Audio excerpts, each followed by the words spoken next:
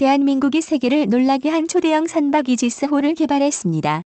오늘은 강력한 한국식 비밀병기 함대에 탑재된 첨단 기술을 소개합니다. 한편 초계함에 비해 규모가 큰 군함인 구축함 3,500톤급은 대함, 대잠 공격을 주 임무로 하는 중대형 함정이다. 우리나라는 1998년 3,000톤급 한국형 구축함 KDX 1인 광개토 대왕함 3,885톤급을 비롯해 을지문덕함과 양만준함을 건조했고 2003년에는 4,500톤급 KDX 2 충무공 이순신함과 문무대왕함, 대조영함을 각각 건조하였다. 이어 2007년에는 한국 최초의 이지스함 KDX 2 세종대왕함에 이어 2008년 율곡2함을 건조하였다. 구축함의 명칭은 과거부터 현재까지 영웅으로 추앙받는 역사적 인물이나 호국 인물로 주로 외적을 물리치거나 영토를 확장한 왕과 장수의 이름을 빌어 명명한다. 이외에 함정에는 해상에서 함선의 호위 임무를 주로 수행하는 호위함 2,000톤급, 기동력이 뛰어나 초계함과 함께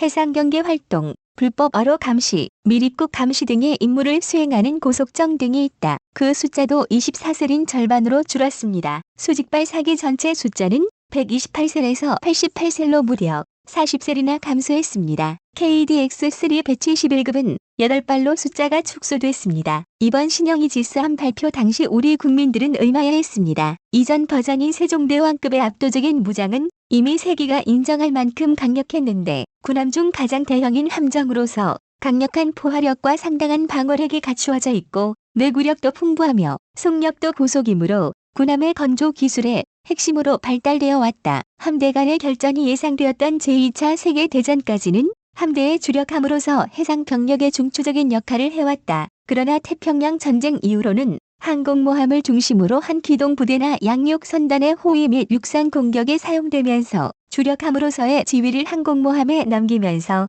현재는 거의 퇴함이 된 상태이다. 실제 수직발 사기 전체의 미사일을 다 채우지도 못하고 있기 때문인데요. 2020년 한화 디펜스 주도로 전환되면서 기존 KVLS와 비교해 면적은 180%, 길이는 120%, 무장 탑재 중량은 185% 늘어났습니다. 즉 기존처럼 48셀을 채워 넣으려면 함정이 보다 대형화될 필요성이 있어서 탑재의 숫자를 줄인 것입니다. 현재 새롭게 개발되는 세종대왕급 배치2형의 미사일은 탑재의 숫자를 줄이는 대신에 무장의 길이와 중량을 키웠습니다. 이는 곧 무장의 사거리와 탄도 위력을 키운 것이라 할 수 있는데요. 실제로 해성대함 미사일 숫자가 기존 16발에서 8발로 감소된 것도 한국형 초음속 함대함 미사일이 개발되고 있기 때문입니다. 한국형 초음속 대함 미사일은 그동체 직경을 530mm 수준으로 줄였는데요. 그 이유는 수직 발사형으로 개발되고 있기 때문입니다. 현재 한국이 보유한 대부분의 함선이나 잠수함의 발사기는 이 때문에 한국이 개발하는 거의 모든 미사일들이 530mm의 직격을 갖는 것입니다. 이렇게 되면 한국의 구식 함선에도 한국이 새롭게 개발한 미사일을 장착할 수 있을 뿐만 아니라 양산 수량을 늘릴 수 있어서 미사일의 발당 단가를 내릴 수 있는데요. 이에 더해 현재 한국은 해성대함 미사일의 사거리 연장과 성능 강화 연구도 진행 중에 있습니다. 향후 KDX-3 171급에는 보다 성능이 향상된 해성대함 미사일이 장착될 예정입니다. 그럼 여기서 궁금증이 하나 생기는데요. 그럼 왜 세종대왕급은 다 채우지도 못할 수직 발사대를 128셀이나 탑재했던 걸까요? 그 이유는 2000년대 이전과 이후에 한국 국방력의 판도가 바뀌었기 때문입니다. 한국 해군이 1990년대 후반에 세종대왕급을 설계할 당시에는 128셀 미만 과도한 무장을 장착해야 하는 두 가지 이유가 있었습니다. 첫 번째는 한국 해군은 북한과 전면전이 일어날 경우 주요 군사항구가 북한 군기로에 봉쇄되어 무장 재보급이 거의 불가능할 것으로 보았습니다. 그래서 가능하면 최대한 많은 무장을 탑재하는 것이 유리했는데요. 다시 말해 탑재가 곤란할 정도의 무장을 최대한 탑재해야만 전쟁의 승리와 생존율을 올릴 수 있었습니다. 두 번째로 당시 한국 해군이 미래의 적으로 상정한 국가가 바로 일본이었습니다. 세종대왕급은 일본의 강력한 해군력에 대응하는 한국 해군의 핵심이란 이미지를 부각하기 위해서 무려 16발에 대한 미사일을 갖추게 되었습니다. 처음 세종대왕함 개발 이전에는 북한을 견제하기 위한 함선들이 줄을 이뤘습니다. 하지만 지난 20여 년 동안 한국 해군의 전력이 급격히 증강되면서 북한의 수상전 전력은 이제 한국 해군에게는 큰 위협이 되질 않게 되었습니다. 이와 함께 한국은 비현실적일 정도로 강력한 미사일을 보유한 강국이 됐습니다. 그래서 KDX-3 171급은 합리적인 배수량과 무장 탑재량을 선택하게 된 것인데요. 이것이 갖는 의미가 매우 큽니다. 즉 이제 한국 전투함의 개발 방향은 북한을 목표로 하는 것이 아니라 주변 국민 일본과 중국까지 염두에 두고 개발하고 있다는 것입니다. 또한 과거의 과도한 양적 확장주의를 벗어나 효과 위주의 성숙 단계에 도달했다는 것을 보여주는 사례이기도 한데요. KDX-3 171급의 가장 큰 개선점은 대함미사일을 최대한 먼 거리에서 탐지할 수 있도록 마스트 최상부에 X밴드 3차원 대공 레이더인 SPS-560K 레이더가 장착되는데요. 이 SPS-560K 레이더는 대함미사일의 탐지 이외에도 해군 함대공 미사일 유도에도 사용되고 있습니다. 탐지와 유도 기능을 SPS-560K 레이더에 모두 통합한 것인데요. 미 통합이 얼마나 대단한 일인지 해외의 네블리너즈가 미 사실을 보도할 만큼 크게 다뤘습니다. 레이더의 장착 높이는 탐지 거리와 밀접한 연관이 있습니다. 레이더의 설치 높이에 따라 탐지 거리가 차이가 확연할 정도로 많은 성능 차이를 보입니다. 그런데 한국의 레이더는 높게 설치하지 않아도 최상의 성능을 낼 수 있습니다. 이것이 중요한 이유가 있는데요. 레이더를 높게 설치하지 않으면 함선을 스텔스 형상에 더욱 가깝게 만들 수 있고 스텔스 함선이 된다는 것은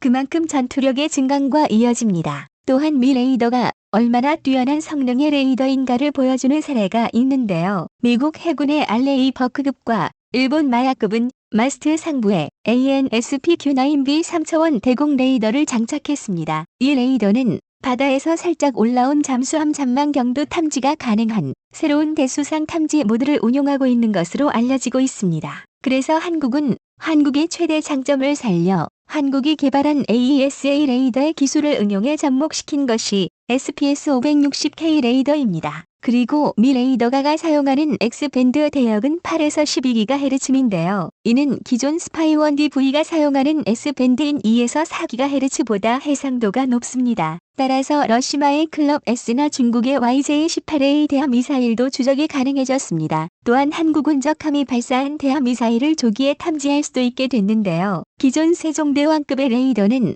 수동식 레이더로 이런 부분이 떨어지는 게 사실이었습니다. 하지만 새롭게 개발되는 배치리형은 RIM-116 램을 대신해 해군 함대공 미사일을 효율적으로 운용할 수 있도록 개발됐습니다. 한국 해군은 윤명하급의 대공 감시 능력의 강화를 위해 PSA 레이더인 수동 위상 배열 방식을 사용하는 SPS-540K 3차원 X밴드 대공 레이더를 장착했습니다. 이어서 천왕봉급 상륙함에서도 대공 감시 및 해군 함대공 미사일 유도용으로 장착했습니다. 이에 더해 해군은 기존 참수리급을 대체하고자 개발된 PKMR-211급 미사일 고속정에도 SPS-540K를 장착했습니다. 그런데 장착 이후 심각한 문제가 발견되었습니다. 바로 작은 함선에는 미 레이더가 제 성능을 발휘하지 못한다는 것인데요. 윤명하급의 만재 배수량은 570톤, 미사일 고속정 PKMR-211급은 만재 배수량이 230톤에 불과해 파도와 악천 후에 심하게 흔들립니다. 그 심한 흔들림으로 인해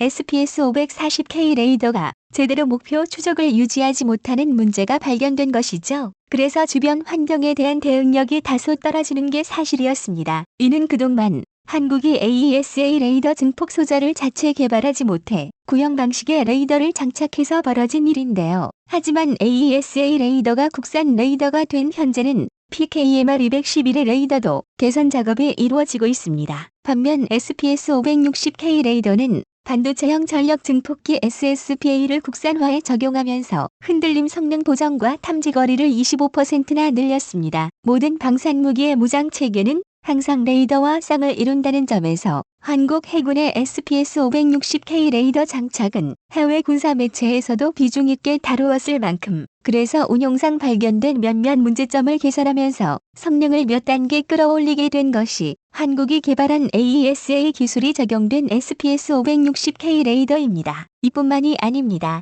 KDX-3 171급은 램 함대공 미사일을 대신해 해군 함대공 미사일을 장착하고 있습니다. 이 해군 함대공 미사일은 기존 세종대왕급에 장착된 시청자님의 현명한 의견을 댓글로 남겨주시기 바랍니다. 유튜브 채널 모기의 황제TV. 본 포스팅이 도움이 되셨다면 구독과 댓글로 관심 표현해주세요. 시청해주셔서 감사합니다.